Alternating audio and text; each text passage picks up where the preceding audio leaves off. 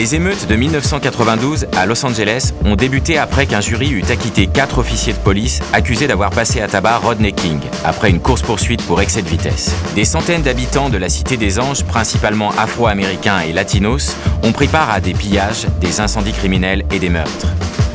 23 avril 1995, Jean-Marie Le Pen, président et candidat du Front National, se classe 4e lors des élections présidentielles et confirme ainsi son ascension électorale pour atteindre 15,10% au premier tour.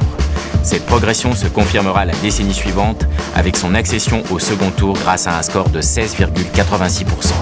La notion de fracture sociale, dérivée de celle d'exclusion, se retrouve au cœur de la campagne des présidentielles de 1995. Le futur président pense qu'elle est porteuse de risques de troubles dans les banlieues, voire de menaces pour l'unité nationale. Et les collectivités locales vont alors devoir concentrer leurs efforts et leurs moyens pour réintégrer ces quartiers dans la ville et les habitants dans la vie sociale et économique. En mars 1998, le ministre de l'Intérieur Jean-Pierre Chevènement évoque devant la presse les grandes lignes d'une circulaire sur la violence au quotidien. Police de proximité pour endiguer le développement des violences urbaines, vidéosurveillance, interpellation immédiate avec un traitement judiciaire rapide avec l'appui d'unités mobiles. Ces années 90 vont voir se renforcer les dispositifs sécuritaires. En octobre 1990, alors que la rénovation urbaine de Vaux-en-Velin est engagée et que Michel Noir, nouveau président de la communauté urbaine, vient d'inaugurer un centre commercial au Mas du Taureau qui marque la première opération symbolique de la politique de la ville, un jeune homme, Thomas Claudio, meurt dans une course-poursuite avec des policiers dans le quartier. Le quartier s'embrase et le centre commercial est détruit par un incendie, 10 ans après l'été chaud des Minguettes de 1981. Alors que tous sont convaincus que la dynamique enclenchée ne rend plus possible ce genre d'événement. Ces émeutes, paradoxalement, vont pousser le Grand Lyon et l'État à poursuivre dans le sens d'une politique volontariste de renouvellement urbain. Lors des assises de banlieue 89, à Bron, François Mitterrand promet un plan de rénovation des quartiers défavorisés sur 5 ans. L'État reprend la main.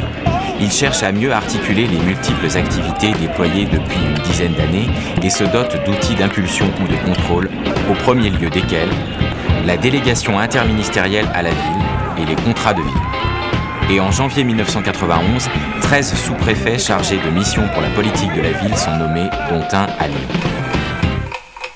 Dans l'agglomération lyonnaise, on se saisit précocement de ces dispositifs.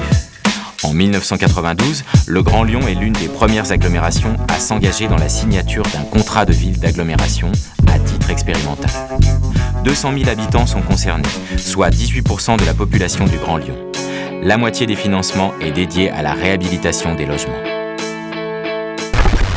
Michel Noir dote le Grand Lyon d'un service développement social urbain. C'est un tournant dans la politique communautaire. La création de ce service vient concrétiser la volonté des nouveaux élus communautaires de s'investir dans la politique de la ville qui ne sera plus l'addition de projets communaux, mais une vraie politique d'agglomération. Ce ne sont plus 5 quartiers qui sont concernés, mais une douzaine. Et dans chaque grand quartier est mise en place une équipe opérationnelle avec un chef de projet unique sous l'autorité de la communauté urbaine, de la commune et de l'État.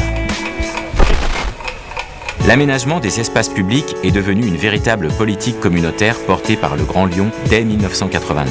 Le vice-président à l'urbanisme, Henri Chabert, est persuadé que les espaces publics sont un outil majeur de recomposition urbaine et de vivre ensemble, en particulier face au phénomène de captation d'espaces publics par des groupes, des bandes de jeunes notamment. Les aménagements commencés au centre de Lyon avec la rue de la République, confiée à l'architecte urbaniste Alain Sarfati, vont se poursuivre dans les autres quartiers avec le même niveau d'exigence et de qualité. Et c'est dans cette même rue piétonne que va se dérouler à partir de 1996 le défilé de la Biennale de la danse. Cet événement va concourir à mettre en scène l'agglomération dans sa diversité sociale. Encadrés par des chorégraphes professionnels, des bénévoles de tous âges et de toutes origines, mais majoritairement issus des quartiers les plus populaires de l'agglomération, préparent l'événement au sein d'ateliers de pratiques artistiques financés principalement par la politique de la ville. Le défilé est l'occasion de faire se rencontrer des catégories sociales qui ne se rencontrent pas dans la vie ordinaire. Cet événement traduit aussi que la culture est une dimension de la politique de la ville. Dès son élection à la mairie de Lyon en 1995, Raymond Barre, ancien Premier ministre de sensibilité centriste, affirme sa volonté de dépasser les étiquettes politiques et les a priori idéologiques dans la gestion de la communauté urbaine. Plusieurs membres de l'opposition entrent dans l'exécutif communautaire en devenant vice-président. Le mandat de Raymond Barre marque le passage d'une agglomération gérée par Lyon pour les autres à une agglomération gérée par toutes les communes pour l'avenir de l'agglomération. Dans les quartiers populaires, chez les jeunes d'origine maghrébine principalement, mais pas uniquement, on assiste depuis le début des années 90 à une hausse importante de la pratique culturelle et religieuse, ou de la revendication de la pratique. Cela traduit un besoin de reconnaissance et de dignité. Des municipalités, remarquant que la présence d'organisations communautaires apporte un gain sensible en matière d'ordre public, car elles réintroduisent un fort contrôle social, les reconnaissent et les installent comme interlocuteurs privilégiés ou bien les laissent faire pour s'assurer la paix sociale. En parallèle, les débats sur le port du foulard, sur le menu des cantines scolaires, des hôpitaux et des prisons, sur les jours fériés, sur le travail durant le mois du Ramadan, sur les lieux de culte deviennent centraux dans l'agglomération. Quelle attitude adopter ? Refuser ces revendications renforce-t-il la laïcité ou bien est-elle une forme de discrimination et de xénophobie déguisée ?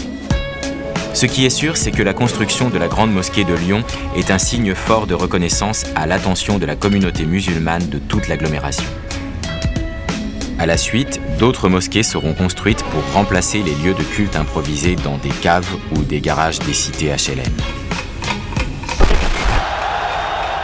Suite à la victoire de la France sur le Brésil, l'équipe Black Blamber est l'image glorieuse d'une France unie, au-delà de ses différences culturelles et ethniques.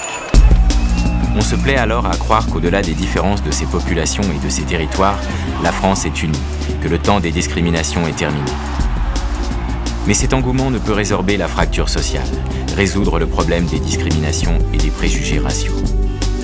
Néanmoins, à travers l'exemple de l'évolution du hip-hop, et particulièrement de la danse urbaine dans l'agglomération lyonnaise et sa région, ou celui de la Coupe du monde de football de 1998, on voit bien que le pays a soif d'engagement collectif, de se retrouver tous ensemble. On perçoit aussi le désir de reconnaissance émis par les jeunes des banlieues, l'envie de vivre ensemble dans un contexte apaisé, malgré le chômage et l'échec scolaire.